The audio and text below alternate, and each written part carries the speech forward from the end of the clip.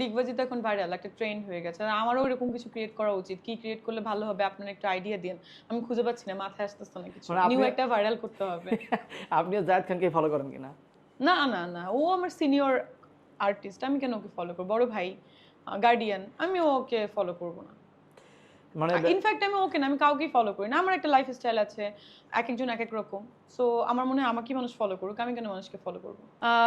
আপনারা জানেন আমার ক্লিনিকের নাম Haven dental and beauty clinic. এটা নিকেতনে আছে, গুলশান ১ নিকেতনে। সো আমার প্রচুর পেশেন্ট আসে। আমি টাইম দিতে পারছি না। আজকেও আপনাদের ইন্টারভিউ দিতে যেয়ে আমার পেশেন্টদের আমি দেখতে পাই নাই। Very much pathetic and painful thing. তো এটাই। আর খুবই ব্যস্ত থাকি আমি, খুবই। মানে এটা না হলেও আমি ফ্যামিলি নিয়ে বিজি থাকি বা আমি দেশের বাইরে যাওয়া নিয়ে বিজি থাকি। আমার বিজনেস নিয়ে বিজি থাকি।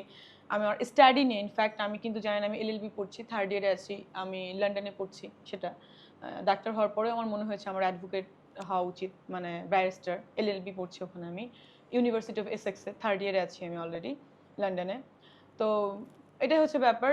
আমি পড়ালেখা নিয়ে খুব বিজি থাকি। আমার যখন টাইম পাই তখন আমি পড়তে ভালোবাসি। আমার তো মনে হয় যে আম অ্যাক্টিং এর থেকে পড়াশোনা করা হচ্ছে মানে ইজিয়েস্ট জব।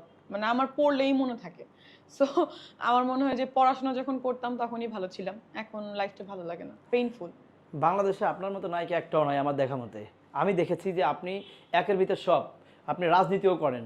রাজনীতির ব্যাপারটা নিয়ে যদি কিছু একেবারে সংক্ষেপে বলতেন। রাজনীতি তো দেখেন এটা আমার বাই বার্থ ব্যাপার। আমার ফ্যামিলির সবাই রাজনীতি করে। আপনারা জানেন যে আমার আপন চাচাতো ভাই এমপি ছিল কয়দিন আগে। ভারপ্রাপ্ত মেয়র ছিল। আমার মাদার কাউন্সিলর ছিলেন, আমার চাচা চেয়ারম্যান ছিলেন। আমাদের ফ্যামিলি রয়াল ফ্যামিলি, জমিদার ফ্যামিলি, আমার নানাদের, দাদাদের সবাই জানে। আমার ফুপি অলরেডি শ্রম প্রতিমন্ত্রী এখন বাংলাদেশের। তো বিষয়টা হচ্ছে এরকমই। তো ওইখান থেকে আমি আসলে ছোটবেলা থেকেই পলিটিক্সে ইনভলভ, যেহেতু আমার মাদার আমাকে চেয়েছে সবসময় আমি অ্যাক্টিভ থাকি আমার মায়ের মতো। যদি আমি মায়ের মতো হতে পারিনি, আমার মাদার আমার থেকে অনেক ভালো অ্যান্ড অ্যাক্টিভ।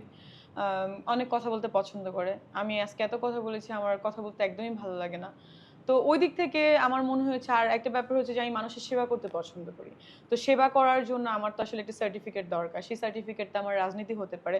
সো রাজনীতিকে সামনে নিয়েই আমি আসলে জনগণের সেবা করতে চাই। ওইটাই। ভালো। ভালো। আ ও খুব ডিজার্ভ করে এই কাজগুলা। আপনিও জায়েদ খানকে ফলো করেন কিনা?